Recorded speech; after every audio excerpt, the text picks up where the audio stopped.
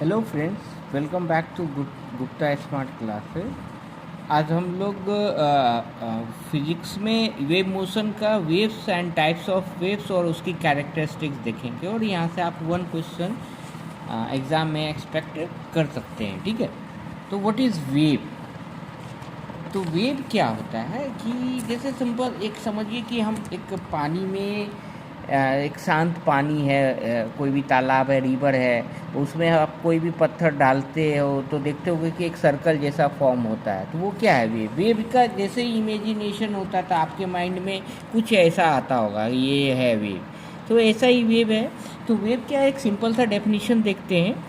It is a mechanism by which energy is transferred from one place to another place without transporting a medium। मतलब medium का कोई transportation नहीं होता है, only energy transfer होती है। ठीक है, जैसे क्या है देखिए, इट इज़ ए दूसरा क्या बोलते हैं, it is a travelling disturbance in any medium. Simple word में जैसे देखिए पानी था, सिंपल पानी में हम एक पत्थर का टुकड़ा डालें तो एक डिस्टर्बेंस क्रिएट हुआ, तो उसी को हम वेव बोलते हैं। उसके मतलब उस मीडियम में डिस्टर्बेंस के चलते जो वेव क्रिएट हुआ उसी को हम वेव बोलते हैं। जैसे ये हुआ टेक्निकल डेफिनेशन। आपको एग्जाम में डेफिनेशन कैसे डेफिनेशन तो नहीं आएगा एमसीक्यू एग्जाम में, थ्योरेटिकल एग्जाम में आ सकता है कि देखिए एक मैकेनिज्म है जिसके through energy is transferred from one place to another place. Energy का ट्रांसफॉर्मेशन होता है लेकिन विदाउट ट्रांसपोर्टिंग अ मीडियम, मतलब मीडियम का कोई ट्रांसपोर्टेशन नहीं होता। हम एग्जांपल आगे देखेंगे तो बहुत अच्छे से क्लियर होगा। Example light wave, sound wave. Wave के दो टाइप्स हैं, ठीक है, mechanical waves and non mechanical waves. तो मैकेनिकल, एम फॉर मैकेनिकल, तो मैकेनिकल में हमें मीडियम चाहिए, तो M for mechanical, M for medium. तो मैकेनिकल वेव कौन सा वेव है जिसमें हमें मीडियम की ज़रूरत है, requires medium. Non mechanical, non मतलब नहीं, नहीं है मैकेनिकल, तो मतलब जिसमें हमको नहीं मीडियम की रिक्वायरमेंट नहीं है। ठीक है, सिंपल सा बात। अब मैकेनिकल वेव के भी दो टाइप्स हैं, transverse wave and longitudinal wave. तो ट्रांसवर्स वेव क्या होता है? ट्रांसवर्स वेव क्या होता है, इसको अच्छे से हमें समझना है, ये इंपॉर्टेंट है। ये यहाँ से आप एक एमसीक्यू एक्सपेक्ट कर सकते हो और जनरली डिफरेंस पूछा जाता है थ्योरेटिकल पेपर में। ट्रांसवर्स वेव और ट्रांसवर्स वेव क्या होता है? तो particles vibrate perpendicular to the direction of the propagation of wave. जैसे देखिए ये डायरेक्शन ऑफ अगर वेव है, जैसे ये देखिए हम एक फ्रेस देखते हैं कि सपोज ये डायरेक्शन ऑफ वेव है, ठीक है, तो और ये इस तरह से मोशन का मूवमेंट है, पार्टिकल मूव, तो ये डायरेक्शन है, इसी डायरेक्शन में मूव कर रही है। तो ट्रांसवर्स वेव क्या होता है कि जो देखिए डेफिनेशन क्या है कि जो पार्टिकल्स वाइब्रेट होगा वो परपेंडिकुलर होगा। तो परपेंडिकुलरली कैसे वाइब्रेट करता है? जैसे ये कोई यहाँ पे कोई पार्टिकल है, यहाँ पे कोई पार्टिकल, तो ये अप, यहाँ up down, up down, up down होगा। तो अप डाउन एक्चुअली होता है। तो अप डाउन मतलब क्या? जैसे यहाँ पे देखिए मैंने यहाँ भी समझाया कि ये कोई पार्टिकल है तो ये अप जाएगा फिर डाउन आएगा, अप आएगा डाउन होगा, मतलब पार्टिकल का कोई मूवमेंट नहीं होता है। ये हमें याद रखना है कि पार्टिकल मूव यहाँ से वहाँ नहीं जा रहा है, जस्ट पार्टिकल अप और डाउन हो रहा है। तो particles vibrate perpendicular, up and down हो रहा है तो उसे हम क्या बोलेंगे? परपेंडिकुलर बोलेंगे। तो particles vibrate perpendicular to the direction of the propagation of the wave, तो उसे हम ट्रांसवर्स वेव कहेंगे। लॉन्गिट्यूडनल वेव में क्या होता है? Particles vibrate parallel to the direction of the propagation of wave. तो पैरेलल मतलब क्या? जैसे यहाँ एक कोई वेव है तो ये अब इधर जाएगा इधर जाएगा, इसको टू एंड फ्रो मोशन बोलते हैं, इधर जाएगा और इधर आएगा। तो वाइब्रेशन ऑफ पार्टिकल क्या होगा? इधर होगा इधर होगा, तो इसी को बोलते हैं particles vibrate parallel to the direction of the propagation of the wave. तो ट्रांसवर्स वेव का एग्जाम्पल क्या होगा? तो ट्रांसवर्स वेव का एग्जाम्पल, तो रिपल्स जो सरफेस ऑफ वाटर में क्रिएट हुआ था वो लाइट वेव। साउंड वेव का जो is an example of longitudinal wave.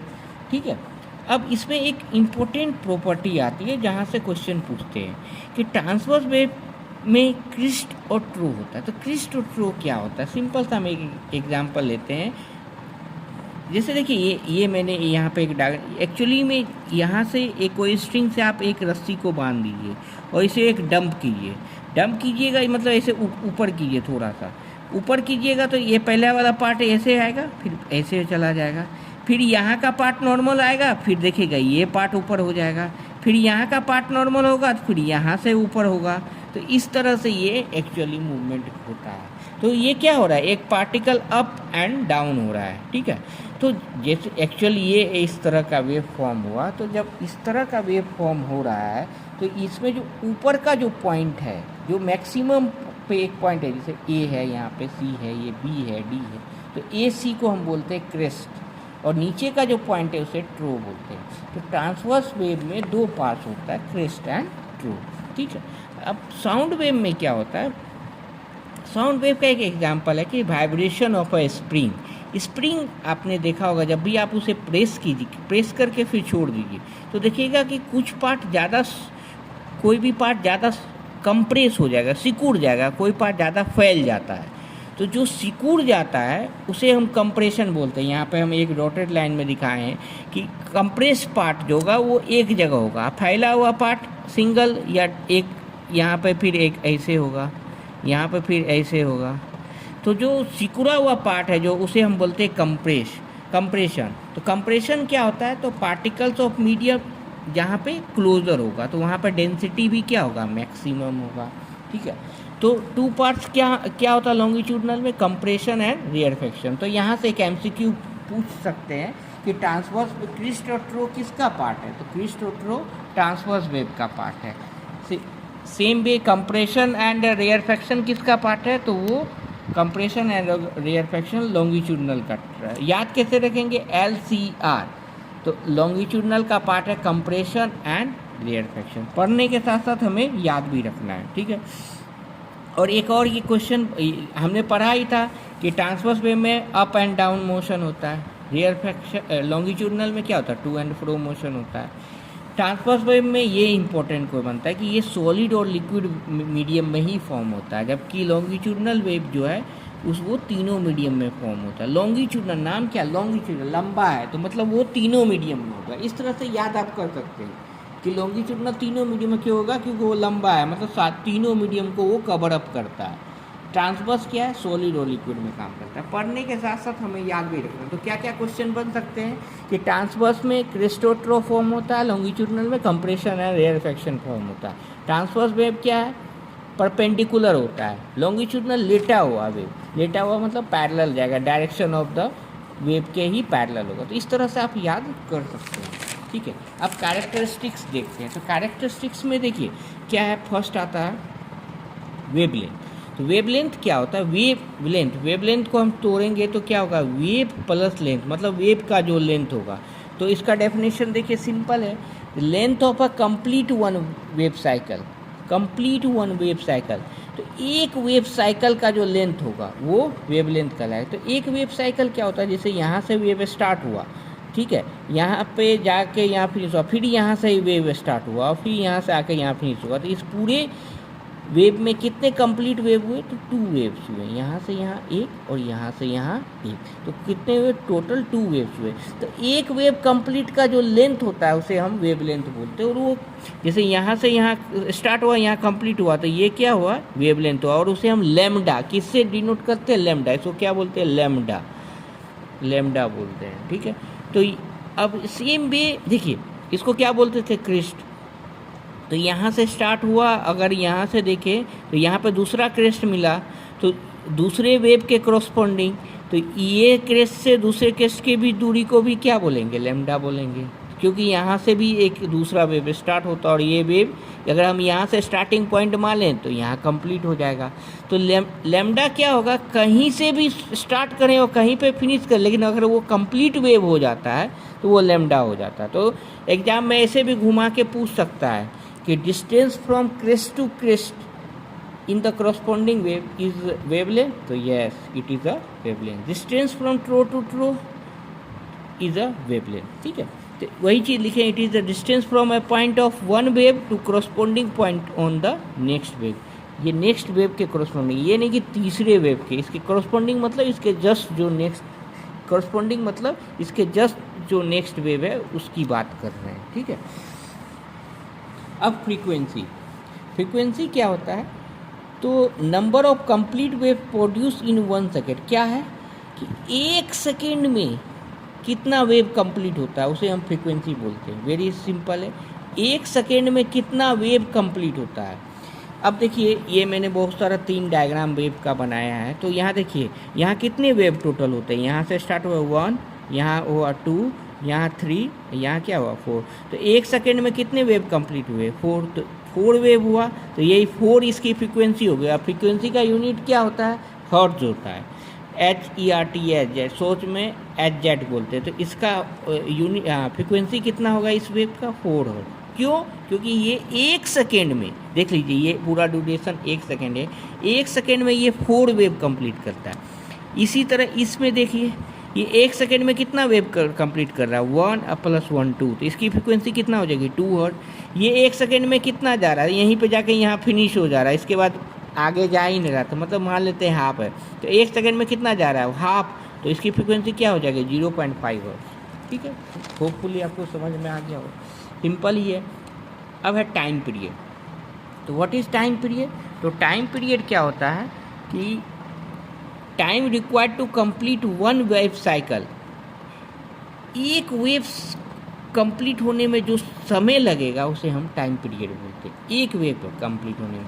जैसे यहाँ देखिए, यहाँ से स्टार्ट हुआ और ये वेव यहाँ कंप्लीट हुई, तो यहाँ कंप्लीट हुई तो कितना टाइम यहाँ देख रहे हैं, तो 1 second, 2 second, 3 second, total 4 second लग रहा है। तो इसका टाइम पीरियड क्या हो जाएगा, 4 सेकेंड हो जाएगा। अब देखिए ये इसमें 1 2 3 वेव कंप्लीट हो रहा है 4 सेकेंड में, लेकिन ये एक वेव कंप्लीट होने में कितना टाइम लग रहा है। तो यहाँ देख रहे हैं, यहाँ 1 सेकेंड दिया हुआ है, तो ये मान लेते हैं 0.5 है, तो इसका टाइम पीरियड क्या हो जाएगा, 1.5 सेकेंड। ठीक है, आप सपोज मान लेते हैं ये यहाँ से यहाँ गया, इसको कंप्लीट होने में 3 सेकेंड लग रहा है, तो इसका टाइम पीरियड क्या हो जाएगा, 3 सेकेंड। सिंपल है। ठीक है, अब देखिए टाइम पीरियड और फ्रीक्वेंसी का एक रिलेशन है। Time period is the reciprocal of frequency. T equal, अगर मतलब फ्रीक्वेंसी अगर बड़ा है तो टाइम पीरियड क्या हो जाएगा, छोटा हो जाएगा। ठीक है, सेम वे देख लीजिए, यहाँ टाइम पीरियड 4 सेकेंड है। व्हाट इज़ फ्रीक्वेंसी, फ्रीक्वेंसी क्या था कि 1 सेकेंड में कितना वेव कंप्लीट करता है, वो फ्रीक्वेंसी है। तो 1 सेकेंड में देखिए, ठीक है, जैसे इसमें लेते हैं number of complete wave produce in 1 second. तो 1 सेकेंड में इसमें कितना जा रहा है, 4। इसकी फ्रीक्वेंसी क्या हुआ, 4, लेकिन इसका टाइम पीरियड क्या हो जाएगा, तो टाइम पीरियड 1 कंप्लीट वेव में कितना टाइम लग रहा है, तो एक कंप्लीट वेव तो यहाँ ही हो जा रहा है, इसको मान लेते हैं ये कितना होगा, 1/4 होगा, और इसका टाइम पीरियड क्या हो जाएगा, 1/4। तो टाइम पीरियड इक्वल टू 1/4। अब स्पीड, वेव स्पीड भी पूछते हैं, व्हाट इज वेव स्पीड। तो एक्चुअली स्पीड क्या होता है, अगर बोले स्पीड या डिस्टेंस, स्पीड क्या होता है तो आप बोलोगे सर डिस्टेंस अपॉन टाइम, हम लोग फर्स्ट यूनिट में ही पढ़े हैं। तो यहाँ पे डिस्टेंस क्या है, डिस्टेंस इज द वेव का जो लेंथ होता है वही डिस्टेंस है। तो लोग फॉर्मूला याद रखते हैं, वेव का जो लेंथ होता है वही यहाँ पर डिस्टेंस है। तो डी को हम क्या लिख देंगे, लैम्डा। तो वी इक्वल टू क्या हो जाएगा, लैम्डा। डी के जगह लैम्डा लिख रहे हैं, टाइम के जगह क्या लिख देंगे, यहाँ क्या है टाइम पीरियड, तो V equal to lambda by T. ठीक है, और हम टी इक्वल टू क्या देखे हैं, 1/f फ्रीक्वेंसी। तो F T equal to 1/f, तो एफ इक्वल टू क्या हो जाएगा, 1/t। तो यहाँ पे पुट करेंगे 1/t, तो एफ ऊपर चला जाएगा, तो V equal to F into lambda. तो ये इम्पोर्टेंट है, V equal to frequency into wavelength. इससे क्वेश्चन न्यूमेरिकल आपको फ्रीक्वेंसी दे दी जाएगी, वेवलेंथ दे दी जाएगी, तो पूछेगा वेलोसिटी क्या हो, तो आप निकाल सकते हैं। मतलब ये फार्मूला आपको याद रहना चाहिए। यहाँ से एक चीज़ और पता चलता है, frequency equal to V by lambda. अगर वी कांस्टेंट है तो फ्रीक्वेंसी इन्वर्सली प्रोपोर्शनल टू 1/λ। अगर वेवलेंथ ज़्यादा होगा तो फ्रीक्वेंसी कम होगा, वेवलेंथ कम होगा तो फ्रीक्वेंसी ज़्यादा। तो ये सिंपल सा है। अब इसमें एक और टर्म बचता है एम्पलीट्यूड। एम्पलीट्यूड क्या होता है कि मीन, ये देखिए मैं डायग्राम से समझा देता हूँ। मीन पोजीशन से जो मैक्सिमम पॉइंट का डिस्टेंस है उसे हम एम्पलीट्यूड बोलते हैं। तो मैक्सिमम पॉइंट क्या था, क्रेस्ट था। तो यहाँ पर मीन पॉइंट से ये जो डिस्टेंस है उसको क्या बोलेंगे, एम्पलीट्यूड। मतलब मीन पॉइंट से मैक्सिमम, नीचे भी यही, तो ये क्या है, एम्पलीट्यूड है। तो चेंज करके ऐसा भी क्वेश्चन पूछ सकता है कि crest, distance from crest to rest position, ये रेस्ट पोजीशन हो जाता है जो जहाँ पर ये फ्लैट है। तो क्रिस्ट से रेस्ट पोजीशन या ट्रो से रेस्ट पोजीशन का जो डिस्टेंस है उसे क्या बोलते हैं, एम्पलीट्यूड बोलते हैं।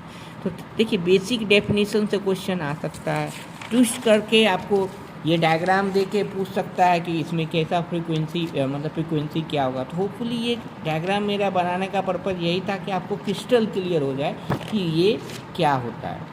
तो इसमें फ्रीक्वेंसी क्या है, तो number of complete waves produce, 1 second में जो जितना वो वेव कंप्लीट होता है।